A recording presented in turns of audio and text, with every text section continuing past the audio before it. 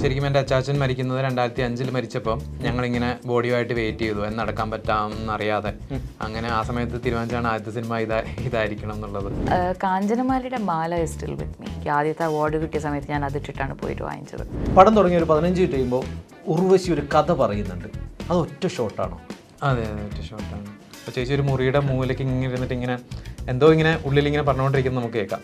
പിന്നെ ആക്ഷൻ പറഞ്ഞു, പിന്നെ ഒറ്റ ടേക്കാണ്, ഫസ്റ്റ് ടേക്കാണ് അത്. പിന്നെ then we are all like stunt. എൻ്റെ വൈഫ് സത്യം പറഞ്ഞ ഒരു ദിവസം ഫോൺ വിളിച്ചിട്ട് അന്ന് ഈ കൂടത്തായ സംഭവം നടക്കുമ്പം എൻ്റെ അടുത്ത് രാത്രി എനിക്ക് 9 മണി 10 മണിയാണ് ഈ സംഭവം ബ്രേക്കായിട്ട് എൻ്റെ അടുത്ത് പറയുന്നത്. അപ്പോൾ ഞാൻ പകുതിയായപ്പോൾ നിർത്തി, പ്ലീസ് എനിക്ക് കേൾക്കണ്ട, കാരണം എനിക്ക് ഉറങ്ങാൻ പറ്റില്ല എന്നുണ്ട്.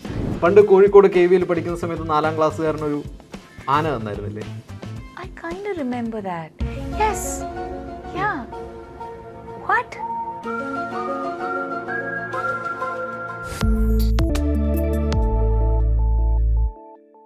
പതിനെട്ട് വർഷമായിട്ട് തീ പോലത്തെ പെർഫോമൻസ് തരുന്ന സ്റ്റാറാണ് പാർവതി.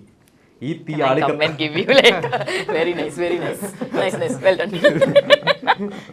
ഈ തീ അണയാതിരിക്കാൻ അല്ലെങ്കിൽ ആളിക്കത്താൻ എന്താ ചെയ്യുന്നത്? ഒരുപാട് സ്നേഹമുണ്ട് ജീവിതത്തിൽ, മനസ്സിലായില്ലേ? വെറുപ്പിനേക്കാളും കൂടുതൽ സ്നേഹമുണ്ട് ജീവിതത്തിൽ. അതുകൊണ്ട് അത് ആളി കത്തിക്കാൻ ആ ഒരു എനർജി എപ്പോഴും നിൽക്കുന്നു. സിനിമയിലെത്തിയിട്ട് 18 വർഷമായി, പ്രായപൂർത്തിയായി. യെസ്. ഓക്കെ, 18 വർഷം എങ്ങനെ ഉണ്ടായിരുന്നു? Still going on, that's A good thing. അതൊരു നല്ല സൈനാണല്ലോ ഇപ്പോഴും ഇവിടെ ഉണ്ട് എന്നുള്ളത്. 18 വർഷം എന്ന് പറയുന്നത് നമ്മൾ സാധാരണ എല്ലാവർക്കും കൊടുക്കുന്നൊരു ഷെൽഫ് ലൈഫ് ഉണ്ടാവും. ആ ഷെൽഫ് ലൈഫ് കഴിഞ്ഞ് ഇവിടെ നിൽക്കാൻ പറ്റുന്നു എന്നുള്ളതിൽ വലിയ സന്തോഷമുണ്ട്. 18 വർഷത്തിൽ എന്തുകൊണ്ടാണ് 18 മലയാള പടങ്ങൾ മാത്രം ചെയ്തത്? അത്ര ചെയ്തിട്ടുള്ളൂ? ദൈവമേ, ഇത് കഷ്ടമാണല്ലോ, മാത്തമാറ്റിക്സ് ആണ്. മലയാളം സിനിമ അത് അനുവദിക്കുന്നതുകൊണ്ടാണ് കേട്ടോ. കാര്യം ബാക്കിയുള്ള ഇൻഡസ്ട്രി പോലെ വാരി വലിച്ച് ചെയ്താലേ നമുക്ക് മാർക്കറ്റ് ഉണ്ടാവുള്ളൂ, എൻഗേജ്മെൻറ്റ് ഉണ്ടാവുള്ളൂ എന്നുള്ളൊരു സംഭവം നമുക്ക് ഇവിടെ ഇല്ല. നല്ല സിനിമ ചെയ്താലേ മാർക്കറ്റ് ഉണ്ടാവുള്ളൂ എന്നുള്ളതാണ്. സോ ഇവിടെ അത് വാരി വലിച്ച് ചെയ്ത് കഴിഞ്ഞാൽ ആ വില ആരും തരുമില്ല. അപ്പം അതുകൊണ്ടായിരിക്കാം ചിലപ്പം. ആൻഡ് അതുകൊണ്ട് തന്നെ ഓരോ 18 ക്യാരക്ടേഴ്സും എനിക്ക് പറയാം, ഇപ്പോഴും ആലോചിച്ച് ആ എക്സ്പീരിയൻസ് റിലീവ് ചെയ്യാൻ പറ്റുന്നുണ്ട്. ഒരുപാട് ആൾക്കാർ യൂട്യൂബിലൊക്കെ ചോദിക്കുന്നുണ്ട്, എവിടെ പോയി, എവിടെയാണ്, എന്താ കാണുന്നത്? ഇതാണ്, this is it. I never know what to answer to that. ഞാൻ എവിടെയും പോയിട്ടുണ്ടായിരുന്നില്ല. I'm just making films. 3 വർഷത്തിന് ശേഷമല്ലേ ഒരു പടം തിയേറ്ററിലേക്ക് വരാൻ പോകുന്നത്? I know. എനിക്ക് നോട്ട് സർപ്രൈസ്ഡ് അബൌട്ട് ദിസ്. ഞാൻ കഷ്ടപ്പെട്ട് പണിയെടുത്തോണ്ടിരിക്കുകയായിരുന്നു ഈ 3 വർഷം. ദ പ്രോബ്ലം ഇസ് ദാറ്റ് ആ കാഴ്ചപ്പാടിൻ്റെ വ്യത്യാസമാണല്ലോ. ഞാൻ I M the one working from here on out. പുറത്തുനിന്ന് നോക്കുമ്പോൾ ആ ഒരു പെർസ്പെക്റ്റീവിൽ ഐ എം നോട്ട് ദെയർ. പക്ഷെ I M actually doing films, I M actually playing characters. ഇതൊക്കെ ഞാൻ ചെയ്തുകൊണ്ടിരിക്കുന്നുണ്ട്. അപ്പോൾ പിന്നെ ഞാൻ ഭയങ്കര ബിസി ആയിരുന്നു എന്നാണ് എൻ്റെ ഒരു ധാരണ. അല്ല, പണ്ട് സിറ്റി ഓഫ് ഗോഡ് കഴിഞ്ഞിട്ട് 1 വർഷം കഴിഞ്ഞിട്ടാണ് ചാർലി വന്നത്. അതെ, അത് കഴിഞ്ഞ് സിറ്റി ഓഫ് ഗോഡ് കഴിഞ്ഞിട്ട് 1 വർഷമാണോ 4 വർഷം ഉണ്ടായിരുന്നു തോന്നുന്നു. സിറ്റി ഓഫ് ഗോഡ് കഴിഞ്ഞിട്ട് ബാംഗ്ലൂർ ഡേയ്സ്, അത് കഴിഞ്ഞ് എന്ന് നിൻ്റെ മൊയ്തീൻ ചാർലിയൊക്കെ 4-5 വർഷത്തിൻ്റെ ഗ്യാപ്പായിരുന്നു. സോ എനിക്കിതൊരു പുത്തരിയല്ല, അത് ഞാൻ എപ്പോഴും ചെയ്യുന്നൊരു പരിപാടിയാണ്. 18ാമത്തെ വർഷത്തിൽ 18 പടം ചെയ്ത ആളോട് ഇനി 19ാമത്തെ പടത്തെ കുറിച്ച് ചോദിക്കാം. ഉള്ളൊഴുക്കിനെ കുറിച്ച് ചോദിക്കാം. എന്താണ് ഉള്ളൊഴുക്ക്? ഉള്ളൊഴുക്ക് ഒരു ഫാമിലി ഡ്രാമയാണ്. ബേസിക്കലി ഞാൻ കുട്ടനാട്ടിലാണ് വളർന്നത്. എൻ്റെ അമ്മയുടെ വീട് മുട്ടാറാണ്. അപ്പം അവിടെ ഒരു ഫാമിലിയിൽ എല്ലാ വർഷവും അവിടെ വെള്ളം പൊങ്ങും. അങ്ങനെ ഒരു ഫാമിലിയിൽ ഒരു വെള്ളപ്പൊക്ക സമയത്ത് ഒരു മരണം നടക്കുകയും അപ്പം അവർക്ക് അത് അടക്കം നടത്താൻ പറ്റാതെ ഒരു ഫാമിലി ഒരു വീട്ടിനുള്ളിൽ ആയിപ്പോകുന്നതാണ്. അതിൻ്റെ ആ സമയത്ത് അവിടുത്തെ കുറേ പഴയ കള്ളങ്ങളും കാര്യങ്ങളൊക്കെ പുറത്തു വരികയും അതെങ്ങനെ അവരുടെ ബന്ധങ്ങളെ എഫക്റ്റ് ചെയ്യുന്നതൊക്കെയുള്ളതാണ് സിനിമയുടെ ഒരു പ്രമേയം. ഇതുപോലെ ശരിക്കും അവിടെ നടന്നിട്ടുണ്ടോ, ഉള്ളൊഴുക്കിൽ നടന്നതുപോലെ? അതെ അതിൻ്റെ ഒരു ശരിക്കും എൻ്റെ അച്ചാച്ചൻ മരിക്കുന്നത് 2005 മരിച്ചപ്പം ഞങ്ങളിങ്ങനെ ബോഡിയുമായിട്ട് വെയിറ്റ് ചെയ്തു എന്ന് നടക്കാൻ പറ്റാമെന്നറിയാതെ. അങ്ങനെ ആ സമയത്ത് തീരുമാനിച്ചാണ് ആദ്യത്തെ സിനിമ ഇതായിരിക്കണം എന്നുള്ളത്. ഉള്ളൊഴുക്ക് ഞാൻ കണ്ടു. എന്നെ അത്ഭുതപ്പെടുത്തിയൊരു കാര്യം, ഈ പടത്തിൻ്റെ ഒരു 60% ഫുൾ വെള്ളത്തിലാണ് ഷൂട്ട് ചെയ്തത്. ഇത് ഒറിജിനൽ മഴയാണോ, ഒറിജിനൽ വെള്ളമാണോ? അതിൽ എല്ലാം ഉണ്ട്. ഒറിജിനലും ഉണ്ട്, നമ്മൾ ക്രിയേറ്റ് ചെയ്തതുകൊണ്ട്. അപ്പം ഞങ്ങൾ ആ സമയത്ത് ഈ സിനിമ മൺസൂൺ കാലത്ത് അങ്ങനൊരു അറ്റ്മോസ്ഫിയർ ഉള്ളതുകൊണ്ട് ആ സമയത്ത് തന്നെയാണ് ഷൂട്ട് ചെയ്തത്. പക്ഷെ അത് വെള്ളം ശരിക്കും പൊങ്ങുമെന്ന് വിചാരിച്ചാണ് ഷൂട്ട് ചെയ്തത്. പക്ഷെ പൊങ്ങാതിരുന്നത് നന്നായി, കാരണം പൊങ്ങിയിരുന്നെങ്കിൽ നമ്മൾ പെട്ടെന്ന്. അതെ, അപ്പം കുറേ സീൻസും ഒക്കെ നമ്മൾ ക്രിയേറ്റ് ചെയ്ത ഒരു ഫ്ലഡിലാണ് എടുത്തത്. പക്ഷെ ആ വീട്ടിലെന്നും എല്ലാ സമയത്തും വെള്ളം പൊങ്ങുന്നൊരു വീടാണ്. എന്തുകൊണ്ട് ഭാഗ്യത്തിന് ഞങ്ങൾ ഷൂട്ട് ചെയ്തപ്പം അത്ര ഞങ്ങളെ പ്രശ്നമാക്കുന്ന തരത്തിൽ വെള്ളം പൊങ്ങിയില്ല. എങ്ങനെയുണ്ടായിരുന്നു പാർവതി വെള്ളത്തിലുള്ള ഷൂട്ട്? വെള്ളത്തിൽ പോയില്ല. നോ, ഇറ്റ് വാസ് ചാലഞ്ചിങ്, നല്ല ചാലഞ്ചിങ് ആയിരുന്നു. കാര്യം പക്ഷെ അത് സ്ക്രിപ്റ്റിലുള്ള അഭിനയിക്കേണ്ട സീൻസിനേക്കാളും ചാലഞ്ചിങ് ആയിരുന്നില്ല, മനസ്സിലായില്ല. അതുകൊണ്ട് നമുക്ക് അത് ആക്ച്വലി ഒരു പ്രശ്നമായിട്ട് തോന്നിയില്ല. ഐ സോ പ്രൊഡക്ഷൻ അത്രയ്ക്കും കഷ്ടപ്പെടുന്ന ഞാൻ കണ്ടിട്ടുണ്ട്. നിങ്ങളെല്ലാവരും അതൊരു ഏറെക്കുറെ ക്രോണോളജിക്കലിയാണ് നമ്മൾ ഷൂട്ട് ചെയ്തത്. എന്നാലും ബാക്ക് ആൻഡ് ഫോർത്ത് പോകുമ്പം ആ ലെവൽ നോക്കിയിട്ട് ലെവൽ 1, ലെവൽ 2, ലെവൽ 3, ലെവൽ 4 വെച്ചിട്ട് അതിനനുസരിച്ച് ആ സീനും മാറിക്കൊണ്ടിരിക്കുന്നുണ്ട്. അതായത് ഇമോഷണൽ സീൻ മാറിക്കൊണ്ടിരിക്കുന്നുണ്ടല്ലോ. സോ അത് ടൈറ്റൻ ആവാൻ എനിക്ക് തോന്നുന്ന അഭിനയത്തിനെയും കുറച്ച് സഹായിച്ചിട്ടുണ്ട്. It's not an easy atmosphere to work in. So it's challenging. പ്രൊഡ്യൂസേഴ്സൊക്കെ എൻ്റെ അടുത്ത് പറഞ്ഞു എന്താണ് ഇതൊരു ഫസ്റ്റ് ഫിലിമായിട്ട് ചെയ്യാൻ പാടായിരിക്കും, ഇത്രയും വെള്ളപ്പൊക്കം ക്രിയേറ്റ് ചെയ്യണം, അപ്പോൾ അതിനൊരു സർട്ടൻ ബഡ്ജറ്റ് വേണം, അപ്പോൾ ഒരു ഫസ്റ്റ് ഫിലിമായിട്ട് ചെയ്യാൻ പാടായിരിക്കും എന്നൊക്കെ പറയുമ്പോഴും എനിക്ക് ഇതായിരിക്കണം എന്നുള്ളൊരു ഒരു ഒരു ഒരു വാശിയുണ്ടായിരുന്നു. വെള്ളപ്പൊക്കത്തിന് എത്ര ബഡ്ജറ്റായി? അത്യാവശ്യം. പക്ഷേ എന്താണ് എല്ലാവരും പറയുന്നത്, ഇപ്പം എൻ്റെ പ്രൊഡക്ഷനൊക്കെ ബോംബെ നിന്നാണ് വരുന്നത്, അവരൊക്കെ പറയുന്നത് എന്താണ് നമ്മുടെ നാട്ടിലുള്ള ആർട്ട് ഡയറക്ഷൻ അല്ലെങ്കിൽ ആർട്ട് ഡയറക്ടേഴ്സ് അവിടെ ഒരു സർട്ടൻ എമൗണ്ട് ഓഫ് ബഡ്ജറ്റിന് ചെയ്യുന്നത് ഇവിടെ അതിൻ്റെ ഒരു 10% ബഡ്ജറ്റിൽ അതിനെക്കാട്ടി ഭംഗിയായിട്ട് എക്സിക്യൂട്ട് ചെയ്യും. ഞങ്ങൾ സിങ്ക് സൗണ്ടിലാണ് ഷൂട്ട് ചെയ്തത്. ഈ വെള്ളപ്പൊക്ക സമയത്ത് തന്നെ മഴയുമൊക്കെ ആയിട്ട് സിങ്ക് സൗണ്ടിൽ ഷൂട്ട് ചെയ്യാൻ പാടായിരുന്നു. ഫുൾ വീടിൻ്റെ വീട് മൊത്തം കവർ ചെയ്ത് മേളിൽ വേറെ റൂഫ് ക്രിയേറ്റ് ചെയ്തു. അപ്പം എന്താണ് വളരെ പാടുള്ളൊരു കാര്യമാണ് ആർട്ട് ഡിപ്പാർട്ട്മെൻറ്റ് ശരിക്കും എക്സിക്യൂട്ട് ചെയ്തത് ഈ പടത്തിൽ. ഈ റോണി സ്ക്രൂവാല എങ്ങനെ പ്രൊഡക്ഷൻ പ്രൊഡ്യൂസറായിട്ട് വന്നു? ഞാനത് കണ്ട സമയത്ത് ഞെട്ടിപ്പോയി. പുള്ളിയുടെ അടുത്ത് എങ്ങനെ എത്തി കഥ? ശരിക്കും ഇത് സിനിസ്ഥാൻ കിട്ടിക്കഴിഞ്ഞപ്പോഴത്തേക്കും അവിടുത്തെ ബോംബെയിലെ സ്റ്റുഡിയോസിന് 1-2 സ്റ്റുഡിയോസിന് താല്പര്യം ഉണ്ടായിരുന്നു. അപ്പോൾ അങ്ങനെയാണ് ഞാൻ ഹണിയുമായിട്ട് സംസാരിക്കുന്നത്. അപ്പം ഹണി ത്രഹാൻ, അഭിഷേക് ചൗബെ അവരുടെ കുറേ പടങ്ങൾ റോണി സ്ക്രൂവാലയുടെ കമ്പനി ചെയ്തിട്ടുണ്ട്. അപ്പോൾ അവരുമായിട്ട് ഭയങ്കര നല്ല അടുപ്പമുണ്ട്. അങ്ങനെ ഹണിയാണ് റോണി സ്ക്രൂവാലിനെ ഈ പടത്തിലേക്ക് കൊണ്ടുവരുന്നത്. വർഷങ്ങൾക്ക് മുമ്പ് 2018 സമയത്ത് ഒരു തിരക്കഥ അവാർഡ് കിട്ടിയതിൽ ഫസ്റ്റ് കിട്ടിയ കഥയല്ലേ ഇത്? അതെ അതെ.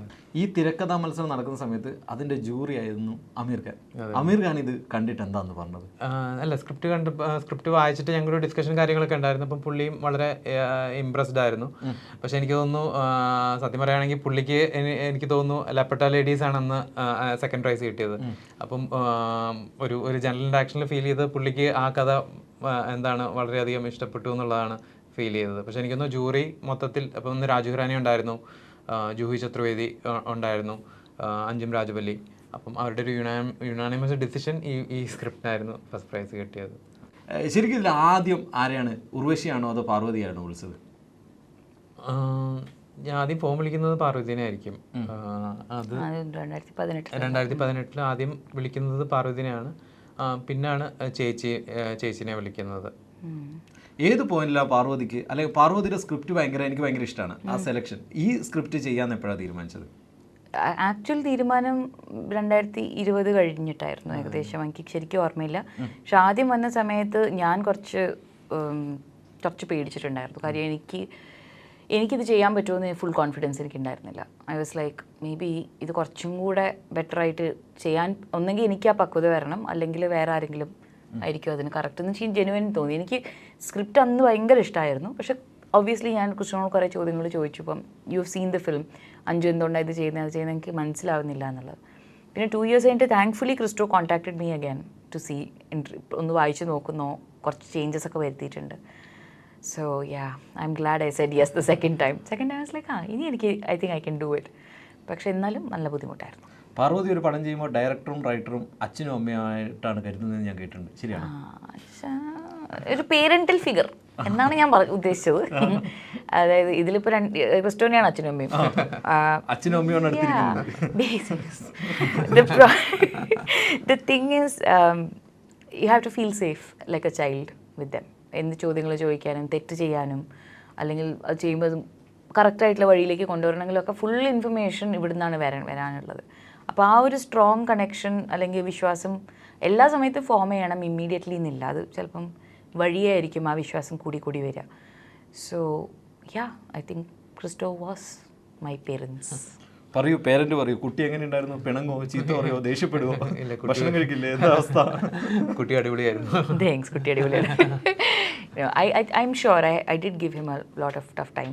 പക്ഷേ അതൊക്കെ ഇതിലാണ്. അതായത് എനിക്ക് അഞ്ജു എന്ന് പറഞ്ഞ ക്യാരക്ടറിനെ ചില സമയങ്ങൾക്ക് ഒട്ടും അത് മനസ്സിലാവും, തിയറിയിൽ മനസ്സിലാവും, പക്ഷേ പെർഫോമൻസിൽ എനിക്കത് ട്രാൻസ്ലേറ്റ് ചെയ്യാത്തപ്പം we have sat across each other and thinking what is missing.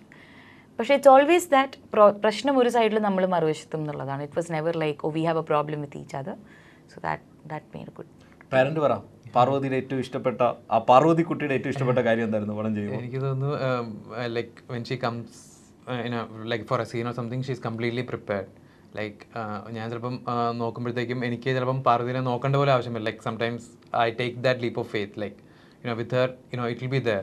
Like I just have to കുറച്ച് ഒന്ന് അങ്ങോട്ടോ ഇങ്ങോട്ടോ ഒന്ന് പറഞ്ഞാൽ മതി. ഐ മീൻ എല്ലാം കംപ്ലീറ്റ്ലി പ്രിപ്പയർഡ് ആയിട്ടായിരിക്കും വരിക. So as a director your job becomes very easy.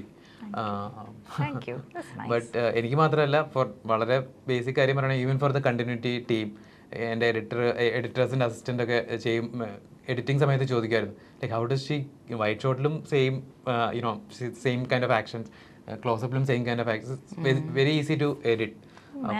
Thank you. We put a lot of work towards that. Yeah. So as a director, I think it's very easy to work with her. പടം തുടങ്ങിയ ഒരു 15 minute കഴിയുമ്പോൾ ഉർവശി ഒരു കഥ പറയുന്നുണ്ട്. അത് ഒറ്റ ഷോട്ടാണോ? അതെ, ഒറ്റ ഷോട്ടാണ്. എനിക്കൊന്ന് ആ സീൻ എടുക്കുന്നതിന് മുമ്പ് ചേച്ചി ഇങ്ങനെ അതിനെപ്പറ്റി കുറേ കാര്യങ്ങൾ ചോദിച്ചിരുന്നു. കാരണം ചേച്ചിക്ക് ഒരുപാട് ഡയലോഗ്സ് ഉണ്ട് ആ സീനിൽ. ആൻഡ് ഞങ്ങളും അത് എങ്ങനെ എടുക്കുന്നതിനെ പറ്റിയൊക്കെ ആലോചിച്ചിരുന്നു. എന്നിട്ട് ഞാൻ ചേച്ചിയോട് കുറേ ഡിസ്കസ് ചെയ്തു. എന്നിട്ട് ചേച്ചി ഇത് പറയാം അങ്ങനെ ഒരു ഇതുപോലെ ചേച്ചി മനസ്സിൽ തീരുമാനിച്ചു. എന്നിട്ട് ഞങ്ങൾ ആ ഷോട്ടിന് ഇങ്ങനെ സെറ്റപ്പ് ചെയ്യുമ്പോൾ ആ വീട്ടിൽ മൊത്തം എനിക്കൊന്നും അവിടെ ഇവിടെയൊക്കെ വെള്ളം കയറിയിട്ടുണ്ടെന്ന് തോന്നുന്നു. അപ്പോൾ ചേച്ചി ഒരു മുറിയുടെ മൂലയ്ക്ക് ഇങ്ങനെ ഇരുന്നിട്ട് ഇങ്ങനെ എന്തോ ഇങ്ങനെ ഉള്ളിലിങ്ങനെ പറഞ്ഞുകൊണ്ടിരിക്കുന്നത് നമുക്ക് കേൾക്കാം. അപ്പം ഒറ്റ ഷോട്ടാണല്ലോ അത്. അപ്പം ഇങ്ങനെ ആലോചിക്കുന്നുണ്ട്. അപ്പം ടേക്കിന് വന്ന് അവിടെ ഇരിക്കുമ്പോഴും ബാക്കി ഫോക്കസ് ഒക്കെ എടുക്കുമ്പോഴും ചേച്ചിയുടെ ചുണ്ടിങ്ങനെ അനങ്ങിക്കൊണ്ടിരിക്കുന്നുണ്ട്. ചേച്ചി അത് തന്നെ പറഞ്ഞുകൊണ്ടിരിക്കുന്നു. പിന്നെ ആക്ഷൻ പറഞ്ഞു, പിന്നെ ഒറ്റ ടേക്ക് ആണ്, ഫസ്റ്റ് ടേക്ക് ആണ് അത്. പിന്നെ then we are all like stun. ഞങ്ങൾക്ക് ഒരു സത്യം പറഞ്ഞ ഒരു കൗണ്ടർ പറഞ്ഞൊരു ഷോട്ട് എടുക്കണമെന്നുണ്ടായിരുന്നു. പക്ഷേ it was the best thing. കാര്യം വേഗം പണിയും തീർന്നു. അന്ന് നമുക്ക് പെട്ടെന്ന് ഹോട്ടലിലേക്ക് പോകാനും പറ്റി. പക്ഷേ the thing is that I know you were planning other shots and all. ഞാൻ ഔട്ട് ഓഫ് ഫോക്കസിലാണ് ഇരിക്കുന്നത്. ചേച്ചിൻ്റെ മുഖം ശരിക്കും കാണുന്ന പോലും ഇല്ല. ആൻഡ് അഞ്ജു അങ്ങനെ അതിന് റിയാക്ട് ചെയ്യാനും പാടില്ല ആക്ച്വലി. ബിക്കോസ് ആ വീട്ടിലുള്ള കുട്ടിയാണ്, അറിയാം ഈ കഥകളൊക്കെ. പക്ഷേ എനിക്കിങ്ങനെ കരച്ചിലിങ്ങനെ പിടിച്ച് like don't cry that much. അത്ര ഇമോഷൻസ് കാണിക്കാനും പാടില്ല എന്നുള്ള രീതിയിൽ. ഉർവശിന്ന് എന്തൊക്കെ പഠിച്ച്? ഉർവശി ചേച്ചി is master class. You just have to be around her. അത് എനിക്ക് തോന്നുന്നത് ഉള്ളിൻ്റെ ഉള്ളിൽ അത്രയും നന്മയുള്ള ആൾക്കാർക്ക് അത്ര അനായാസമായിട്ട് ഇത്രയും ജനറസ് ആയിട്ട് തരാൻ പറ്റുള്ളൂ. ക്രിസ്റ്റോന് എന്താണോ വേണ്ടത് അത്, അല്ലെങ്കിൽ ആൻഡ് ഇതിൻ്റെ ഒക്കെ ഇടയിൽ നമ്മൾ ചിരിപ്പിക്കുകയും ചെയ്യും. ലൈക്ക് ഇറ്റ് വാസ്, ഞാൻ എത്ര നമ്മൾ റിലാക്സ് ചെയ്യുന്നു അത്രയും നല്ലോണം അഭിനയിക്കാൻ പറ്റും എന്നുള്ളതിൻ്റെ ആക്ച്വൽ എക്സാമ്പിളാണ് ഒരു ചേച്ചി. എന്നാൽ ജോക്ക് പറയുക എന്ന് പറയുമ്പോൾ മറ്റുള്ള ഒരാളെ അയാളുടെ ഫോക്കസിൽ നിന്ന് തട്ടി മാറ്റിയിട്ടല്ല, അതിന് ഭയങ്കര റെസ്പെക്റ്റാണ്. ഇപ്പം എന്നെ ഒരിക്കലും എനിക്ക് ഏറ്റവും ഇഷ്ടമുള്ള കാര്യം എന്ന് വെച്ചാൽ, ഇപ്പോൾ ഞാൻ കുറേ ചോദ്യം ചോദിക്കും എന്നുള്ള കുറേ ഫീഡ്ബാക്ക് ഉണ്ട്. അല്ലെങ്കിൽ ഞാൻ ഐ മൈറ്റ് നോട്ട് ഗെറ്റ് പെട്ടെന്ന് കൺവിൻസ് ആവില്ല ചില കാര്യങ്ങളിൽ.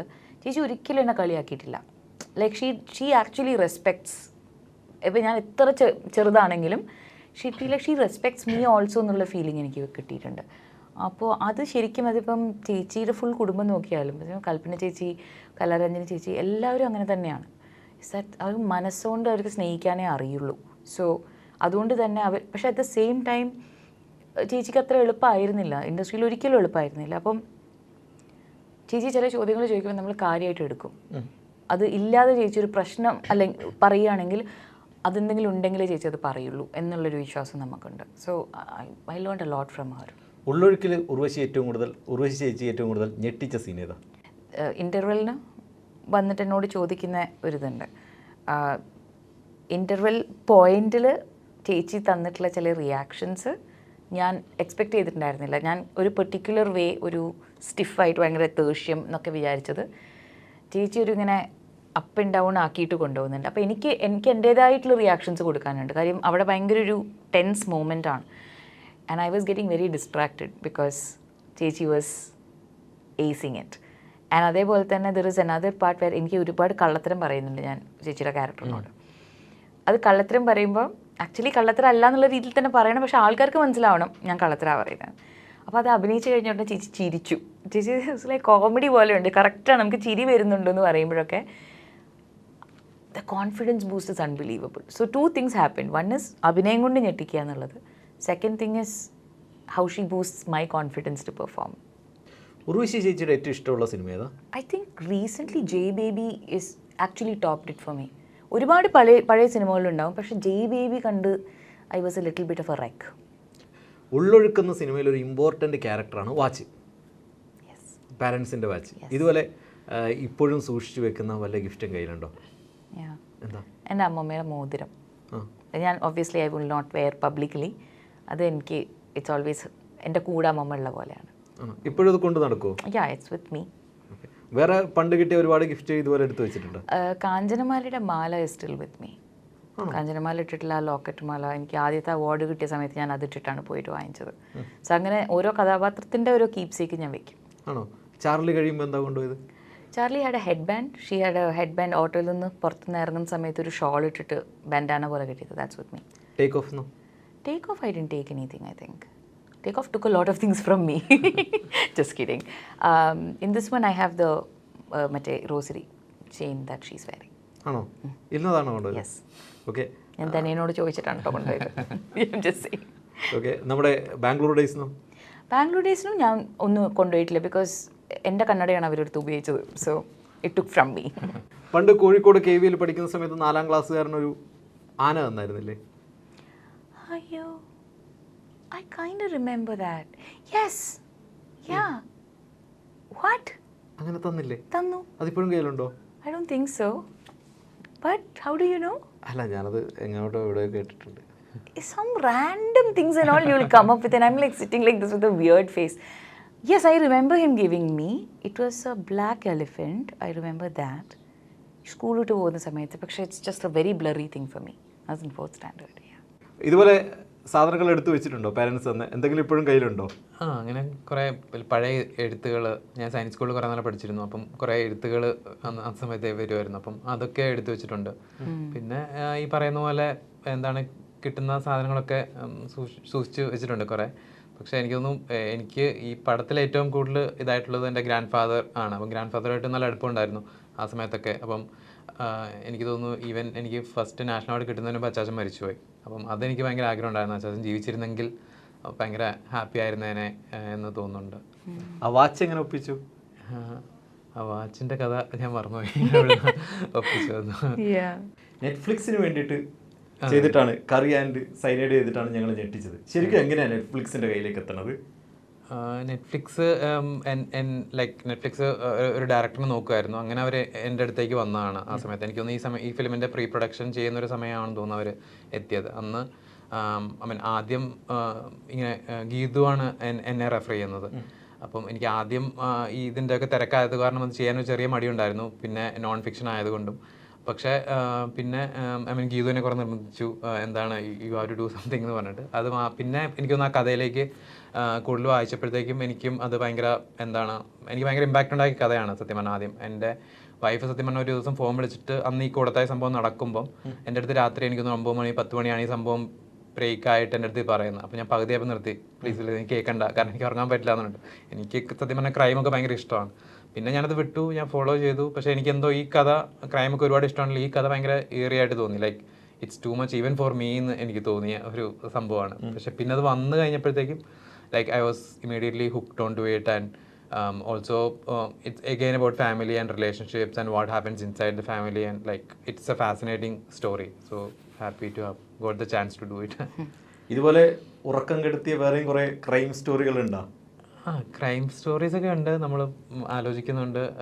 But I think with curry and cyanide I think that is you don't come across അങ്ങനത്തെ ഒരു കഥ നമ്മൾ എല്ലാ ദിവസവും കേൾക്കില്ല. I think it was very unique for a lot of reasons. അപ്പം ഐ തിങ്ക് ദാറ്റ് വാസ്. ഇനി പാർവതിയോട് ഞാൻ കേട്ടൊരു 3 കാര്യങ്ങളുണ്ട്. കുറേ കാര്യങ്ങൾ കേൾക്കണ്ടല്ലോ നിങ്ങള്.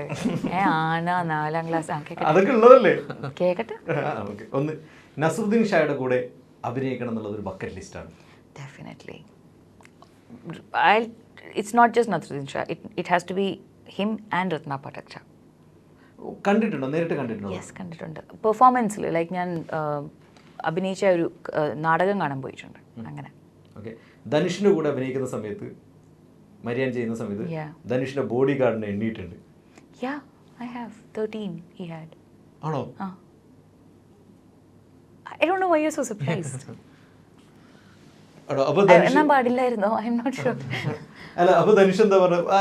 ധനുഷിനോട് എണ്ണീട്ട് ധനുഷിന്റെ അടുത്ത് ഞാൻ പോയി പറഞ്ഞു കൊടുത്തിട്ടില്ലല്ലോ നിങ്ങൾക്ക് 13 ബോഡി ഗാർഡ്സ് ഉണ്ട്, നിങ്ങൾക്ക് അറിയുമോന്ന്.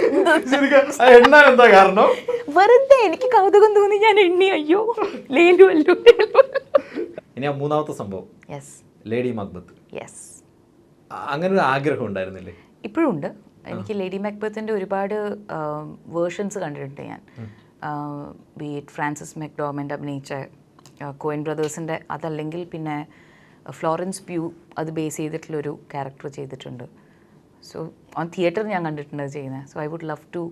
പിന്നെ ഫ്ലാഷ് എന്ന് പറഞ്ഞ സിനിമ ചെയ്യുന്ന സമയത്ത് അതിൻ്റെ ഒരു റെഫറൻസ് മാത്രം യൂസ് ചെയ്തിട്ടുണ്ടായിരുന്നു. അതെനിക്ക് അപ്പോഴും ഓർമ്മയുണ്ട്. സിബി സർ പറഞ്ഞിട്ടുള്ള അതിൽ കയ്യിൽ ചോരയുണ്ടെന്ന് വിചാരിച്ചിട്ട് കഴുകി കളയുന്നൊരു സീനുണ്ട്. അപ്പോൾ അന്ന് മുതൽ, അതായത് ഐ വാസ് മേ ബി 17-18 വയസ്സായിരുന്നു ആ സമയത്ത് മുതൽ എനിക്ക് ആക്ച്വലി ലേഡി മാക്ബത്തായിട്ട് എനിക്ക് അഭിനയിച്ചാൽ കൊള്ളാമെന്നുണ്ട്. ഓക്കെ, ഇനി ഉള്ളൊഴുക്കിലേക്ക് വരാം. ഈ പേരെങ്ങനെ ഒപ്പിച്ചു ഉള്ളൊഴുക്ക്? ആദ്യം തിരക്കഥ എഴുതുന്ന സമയത്ത് തന്നെ ഈ പേരുണ്ടായിരുന്നോ? ഇല്ല, ആദ്യം വേറൊരു പേരായിരുന്നു തിരക്കഥ എഴുതി തുടങ്ങുന്ന സമയത്ത്. പിന്നെ എനിക്ക് തോന്നുന്നു ഒരു 1 ഇയർ അല്ലെങ്കിൽ 2 ഇയർ ഇൻഡുവിറ്റായിരിക്കും ഉള്ളൊഴുക്കുന്ന പറഞ്ഞ പേരിലേക്ക് എത്തുന്നത്. അപ്പോൾ എനിക്ക് തോന്നുന്നു ഒഴുക്ക് അങ്ങനെയൊക്കെ വേണം എന്ന് ഉണ്ടായിരുന്നു. അപ്പം ഞങ്ങളിങ്ങനെ ഫ്രണ്ട്സായിട്ട് ഡിസ്കസ് ചെയ്യുമ്പോൾ ആളൊഴുക്ക് അങ്ങനെയൊക്കെ ആലോചിച്ചിരുന്നു. പിന്നെ അവസാനമാണ് ഈ വാക്കിലേക്ക് എത്തിയത്, ഉള്ളൊഴുക്ക്. അതെ അതെ. സുഷീൻ എങ്ങനെ വന്നു? സുഷിൻ സത്യം പറഞ്ഞാൽ ഞാൻ ആദ്യം സംസാരിക്കുന്നത് കുമ്പളങ്ങിയുടെ സമയത്താണ്.